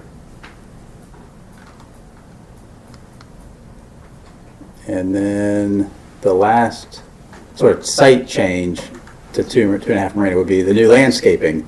And so moving the access to the middle of the property will allow the landscaping on both sides. I think it'll really further improve the streetscape there on Marina Street, and it'll complement what the condominium project to the north did. And I think it'll look really nice, and I know that my clients want it to look really nice, and so I think that's a benefit just from a streetscape standpoint. So getting to the last item was the parking exception request. I believe this is so just to provide some context. The yellow dot is the Marina Restaurant Slip. The pink dot is the Wrightsville Yacht Clubhouse. I know, Ms. Joyner, I think you asked about sort of the location of that in relation to that, but that's where the pool is, and so what we're asking is to allow the originally approved accessible spaces to be moved onto the public street, sort of directly across from the 2.5 Marina Street, sort of shown here. So it's a better location for the use. The sidewalk in between there, like, I don't know that it's an older sidewalk. I'm not entirely sure the existing sidewalk is ADA compliant or not. And then the one thing I was going to point out is the only, just sort of a visual view of the area, the only existing public on-street accessible parking in that entire area shown in blue is at the end of Marina Street, and that's what it looks like. There's no signage. It looks like it was striped years ago. So right now, you don't have any public accessible parking on the street in any of that area, even when you go down to, say, in front of Post Tavern or down. Now, say the businesses in there have the off-street requirement, but there's a lot of spaces in there, but there's really no accessible parking on the street. So we think this would be a benefit to add those spaces there. It would benefit Blue Water, it would benefit other businesses in the area, and it would be a public benefit. So again, that's what's there now. I don't think that meets probably any standard, and that sidewalk's probably not meeting any standard. And you can see how far away it is from really the restaurant, the existing restaurant uses and things like that. So, and so we think that would be a benefit to move that there. But wouldn't it take it away from the yacht club? We would move the accessible spaces from there's one there now in a loading zone, but we would ask that we would be allowed to put the two out there because the one, it would be closer to the restaurant, but it would allow us to continue to have the loading zone. I mean, I And, get that, but isn't that taking 2 handicap spots away from the yacht club? well, we're asking for under the exception, if we could move those to the public street, and then we would be the ones responsible for bringing those spots up to the requirement. If I recall the discussion X years back, we went over this parking quite a bit.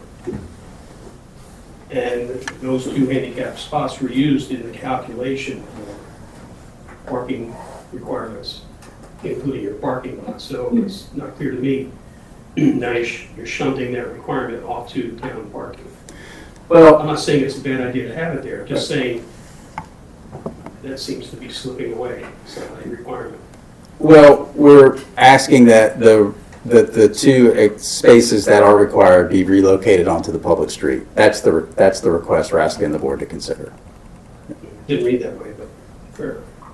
Okay, well, I apologize if it wasn't clear. I tried to So it's to move what to what? to relocate, I think it's the word we used in the application, relocate the existing accessible spaces to the public street, closer to the Marina restaurant, yeah. Because again, The other 2 of handicap that you need to move, were they handicap spaces? yes, ma'am, they are. And so they won't be there in the. They will, You gotta move them to a, we're asking if the town would consider allowing those to be moved to the public street, right? Are they utilized often now? Do you know? what, handicap? Are those handicap spots utilized often? No, sir. About 15 years ago, there was a boat at the very end of the marina that came to the town and requested it be put in. And they were used frequently while they were at the marina, but they sold the boat and boating's kind of passed them up. And since then, that's why it's kind of fallen into disrepair.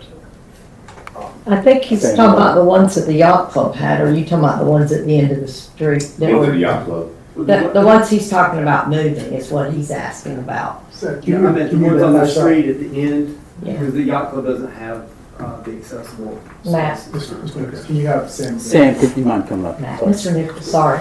That's good. I apologize. Mr. Chairman, planning board, I'm Sam Clary, general manager at the marina.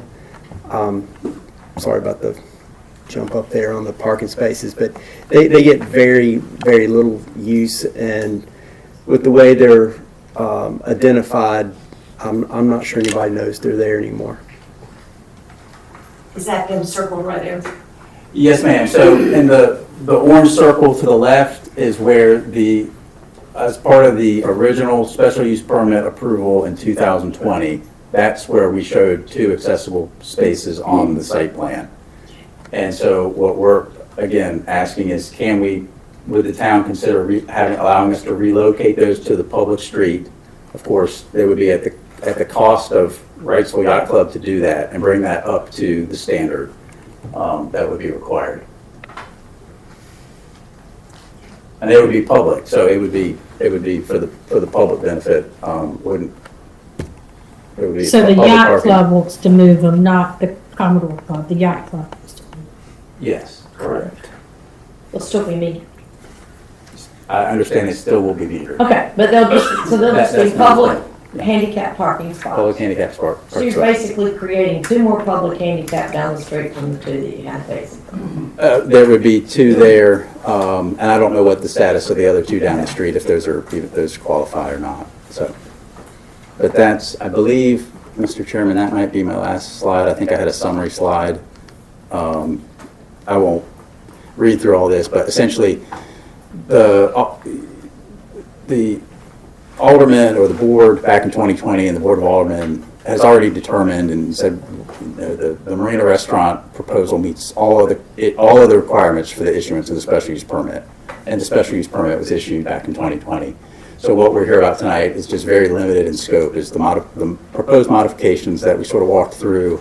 And each one of those, I would respectfully contend, it's gonna improve the site. It will improve accessibility. In some way, it'll improve accessibility. It'll improve the parking, safety and security of the site. And I think it's gonna look better with the landscaping and the improvements to the building itself. So With that said, I appreciate the time and the consideration, and I know Toby Keaton's here, architect, and Brian Thomas is here with Monteith. Glad to answer any questions you may have. Thank you. Questions? No? Public comment.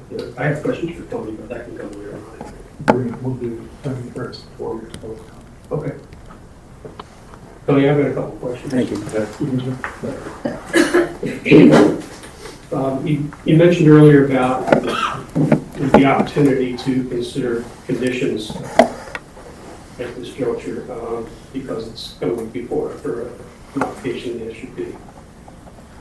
Is there a limitation on what those kind of conditions can be about?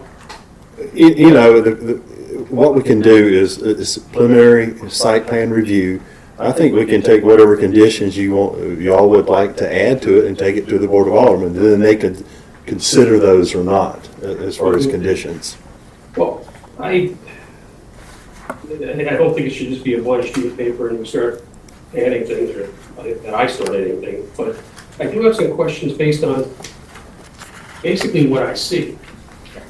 So it's, you know, it's gone down the road, it's already in progress. Mm-hmm. What else is in progress? What else is sitting around that's being built that is not apparent here as far as this SUP? What further can happen on this project? Because I thought this project was a floating restaurant, but there seems to be a lot now on the land side, and that's what I'm wondering is, it's not clear. Yeah, I think it's probably clearer now than it was when this project first came to us, I think. I think when it first came to us, I don't think they had a lot of thought into some of these things. Now I think it's very clear what they want to do as far as the accessible ramp. They could be coming back at some other time for some seating and things like that, but this plan does not show that on the outside seatings, for outside seating. Yeah, if you go to their website, they've got 3 bars. One goes in that building. Yeah, Seating out there, and that was never something that came forward. No, I don't think so. And like I say, they're not here tonight for that, and they cannot do it if they're not going to show it on their plan. So they'd have to come back again. So the structure that's sitting out there on the other side of the building, because we got a package earlier that Yes, had other stuff. that's correct. That thing's been built. So Yeah, I assume it's not getting taken down, it's gonna be brought forward for some requirement. For future development, right now there's nothing.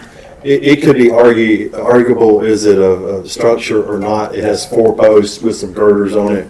Right now, the plan is to leave it like it is. They could come back at some point in time if they choose to do that. And for a permitted use, is 2.5 marina.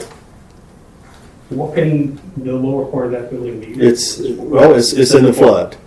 Outside seating for restaurants, I don't think there's any issues with individuals putting seats and things like that out there. You start getting into equipment and electrical, those things are very questionable. You can't do those. But if a restaurant wants to expand with seats only outside, you see it at Dockside across and right next door. So those things, the seatings can happen through the approval process through Planning Board and Board of Aldermen. Could it be a bar? As far as, it could be a serving station, but a bar with equipment, I don't think so, no, with drains and things like that, no. But could someone have an ice bucket out there of drinks? I think so. Okay, thanks. More questions? Okay, I guess now we'll move to public comment. Before we start public comment, I do want, this is kind of a unique issue that this board, as well as the planning department, has talked about a little bit about SUPs and the specific role on the planning board for SUPs. And I know we have a lot of interest in the Wrightsville Yacht Club today, and I want everyone to understand exactly what the planning board's role is in discussing the SUP. Pursuant to the Wrightsville Beach ordinances, The planning board is to, and I'm just reading directly from the ordinance, may review, suggest reasonable conditions to location, nature, and the extent of proposed use and its relationship to surrounding properties, parking areas, driveway. More importantly, moving to the ordinance as well, the planning board shall forward a recommendation to the Board of Aldermen within 30 days after reviewing the application.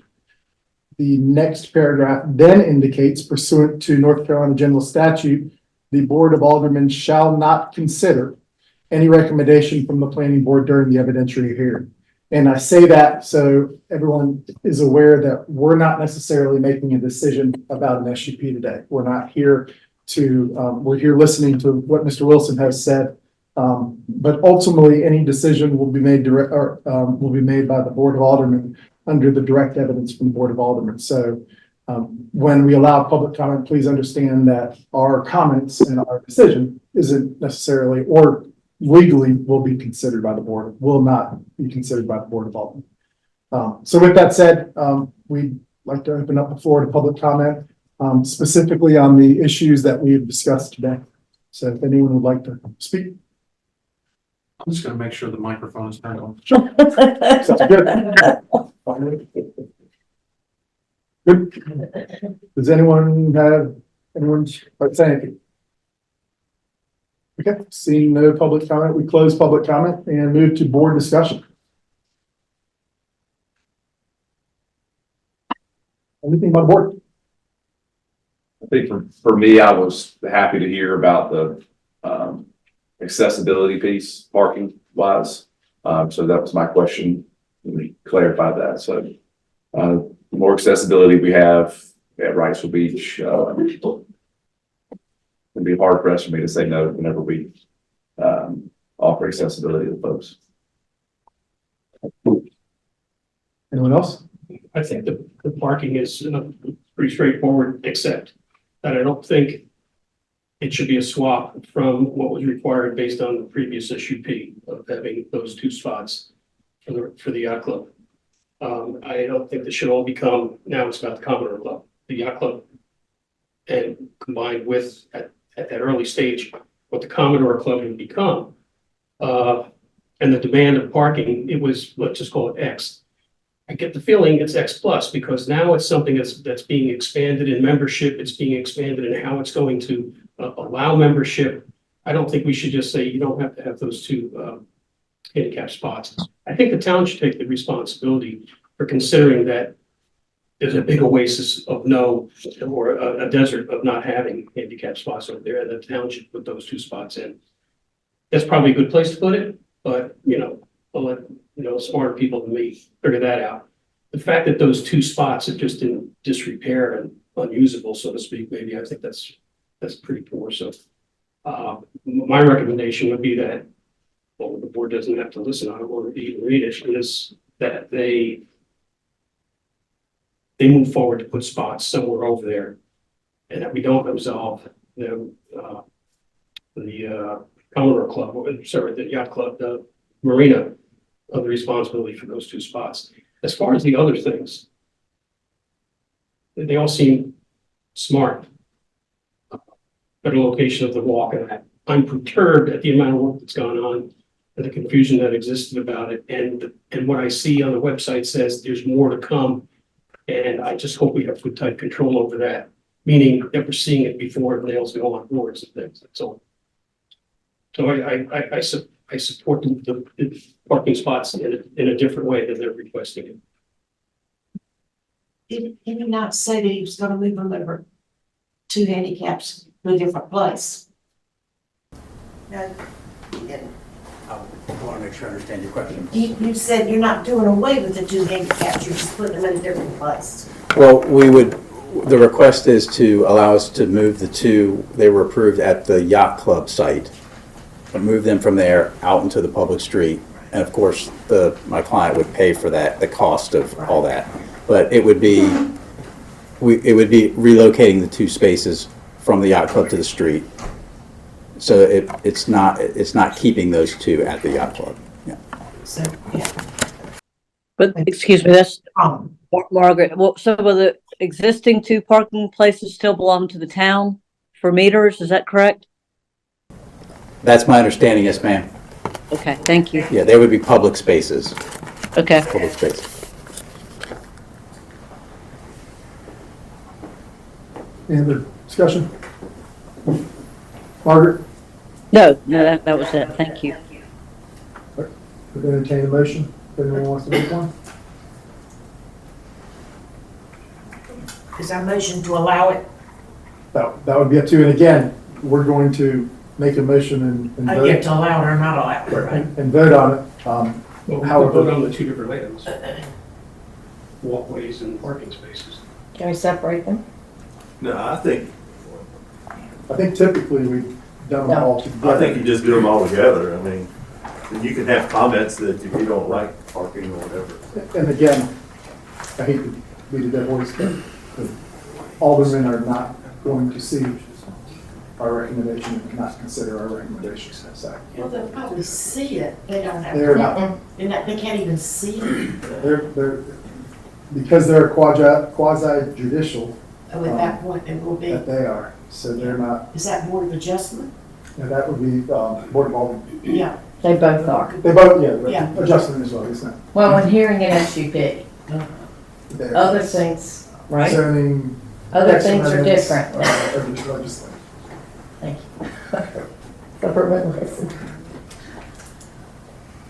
Well, I'll move that we accept the redesign of the site plan to include the new ramp in the center and the 2 parking spaces also. And But there's the other 4 items things. as well. But there's 4 things, Keith. Just 4 things. All right, well, just tell me what they are. The ramp, Either- oh, and the one on this Yes. side, the walkway, the ramp, and the 2 parking places. What's the 4th one? The little, The landscaping. Landscape. was there a little deck or something? The walls, the No, breakaway I could walls. go back, man. I'm sorry. Excuse me, Ma'am. Mr. Nicholson, look at the, It's The that little, right piece there. right You- Okay. Right there. New ground level deck. What is that for? And the landscape. That's just additional decking where there's a Okay. gate, there's a gate How there. big is that? I don't know, I cannot read these, sometimes they're so small. The dimensions on that, Toby? 3 feet wide. 3 feet wide by roughly 8 feet long, 9 feet long. 8. I'll read it like it should be written. Sorry. Dot your eyes. The site plan changes to include an accessible ramp 15 feet to the center, a new 36-inch wooden walkway to the north, and minor changes to the existing building at 2.5 Marina. The parking is requesting 2 accessible parking spaces in the public parking spaces on Marina Street. Is that good enough? We still didn't mention that 4th thing. That would be the minor changes, but I move that. I second that. All in favor, I think we have to do this with Margaret. I think we have to. Yep. Yeah. Take a roll. Yes, yes. Leanne? Oh, we're doing a separate, not all together? And speak that a second? Yeah. Yes. Oh, okay. Yes. Yes. Yes. Yes. No. Yes. Motion passes 6-1. Thank you very much for your time. Thank you. Thank you for your evening. Okay. Everyone good? I guess we'll move on to old business. Is there any old business? Anyone? No? Good to Can't go? remember. Anything else? There's new business. So, okay, Oh, no, there's other business, other business, Other business? I might want to say something. You want? I want to, at some point, Tony, I want to understand this SUP thing. Well, I think, The guy the other day said we could change it. What? well, Conditional zoning use but, permit. no, I don't want to get into all that. Right.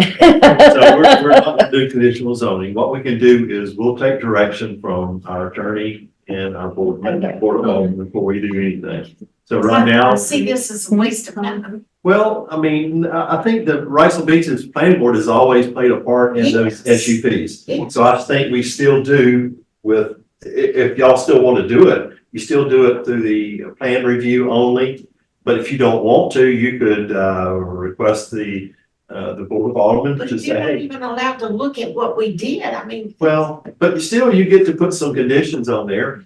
I But think they it's a don't get good, to look at our conditions, do they? well, No. So the way I see it is, it's an opportunity for the citizens to get a dry run at what they may be facing at the Board of Aldermen. yeah. So, and I think that. We have never done it. No, And the applicant. Yeah. That's a new change, though. It was a 2021 law, right? Change. it's kind of neat, but we felt like Just still, we got directions to Oh, leave no, it. no, no, sorry. I said- Okay. I said- Yeah, I respectfully disagree with David on that one. I think that the purpose of the planning board should be under the other way. Does anyone have, other business from, I guess we're done with other business from us? Anyone else? Yeah, I mean, yes. Go So based on 32.12 Part A adopt rules, which is in our current code, that's what we just handed out. Margaret, are you able to see that? No, I can't see it. I just emailed you the document. Oh, let me, We emailed So this is, Okay. and my purpose for putting this forward now is not to discuss it now, but that at least people have a chance to consider this or something else. And that we put this on our agenda for next time to go through it. I strongly advocate that we fulfill our roles and duties in adopting, rules of order. The process would be that, we take a shot at this, we change it a bit as we feel needed, and then we forward to the Board of Aldermen and say, and this is what it says in 32.12 is the board approves it, and then we have a way to work consistently. I think that, This is already written somewhere.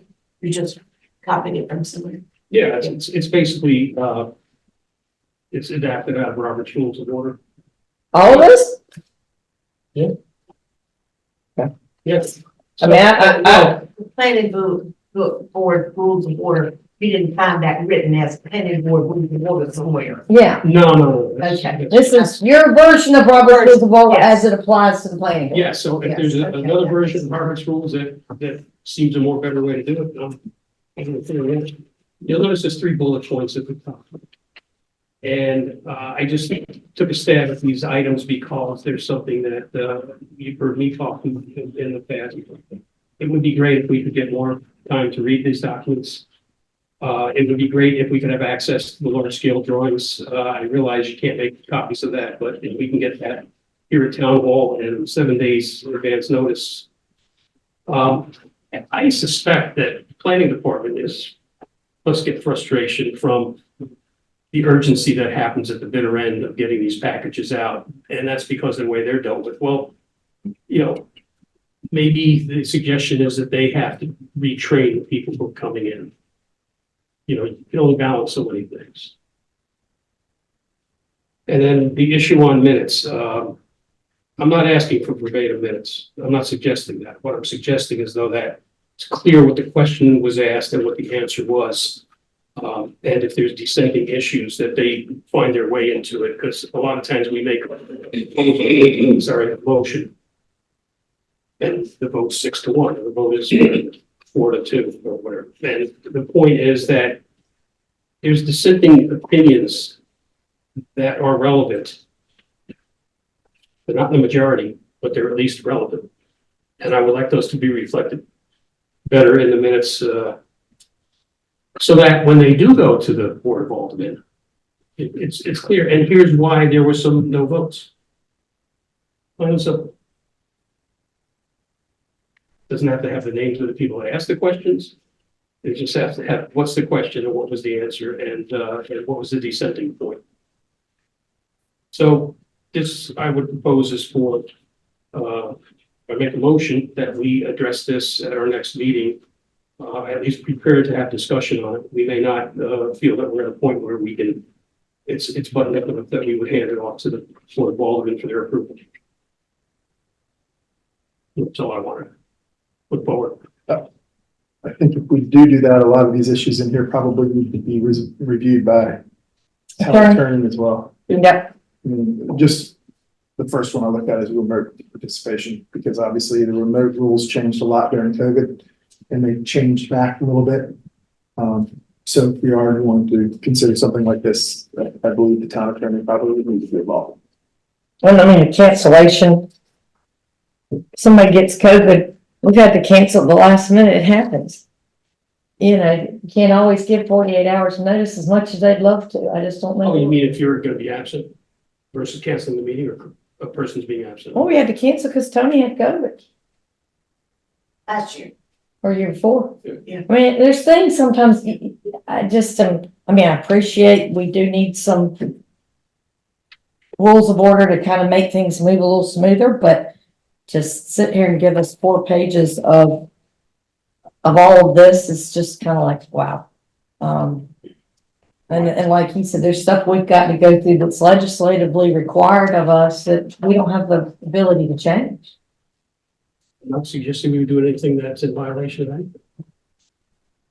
And if it's 4 pages, it's 4 pages, but it's mostly, it's really about, this is the backbone of how we operate. I think there's some, I'm sure there's some good things in here, though, that we can add into the, Like you and I have talked a Well, little why bit. don't we all just, take it home and look at it and make notes and Let's do it next time. maybe discuss it next time. Okay. Then we can review this and, you know, We- may we'll see not if we have to all get 4 it to pages, Brian. but certainly I think that it's something that we can. Robert can We can get it to Brian needs for review. Robert will look at it, put his 2 cents worth in.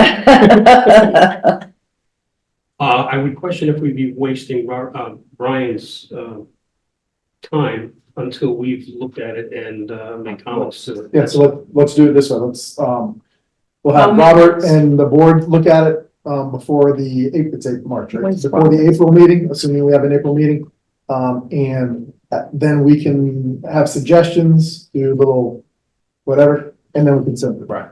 And then Yeah. maybe May or June, get an answer from Brian and see if we can't get some of these. And generally speaking, I mean, this being a policy document, it's basically what it boils down to. I looked over it briefly and I think it covers what the ordinance says for the most part and then incorporates rules. And then there's some wiggle room in there somewhere that everybody can absorb and make edits to. And I think the remote participation is most important because everything's going remote now. So knowing exactly what we can do and what we can't do. Yeah, it's good. It's good to have that portion for sure, simply because it does come up occasionally. And the fact that it is an advisory board, at least having a rule in place covers us if someone questions the validity of a rule of a vote. Okay, so let's look at it next time. Staff, anything? Any questions for next month, anything yet? I don't have any. We don't have anything for that yet. Living the dream. So if there's nothing for next, just say hypothetically, there's nothing for April, will we still need to do We can this? still meet if you want to put that as an agenda item. That would be up to the. Or we can take it to the next one. Yeah, when we- or, Yeah. yeah, whatever. I mean, you don't necessarily need rules of order if you're not having a meeting. So yes, that could happen also. I think it's a good job. We all take this home, look at it, make notes. All right, have a motion to adjourn. I'll make a motion to adjourn. Second, Second. all in favor? Right, Margaret?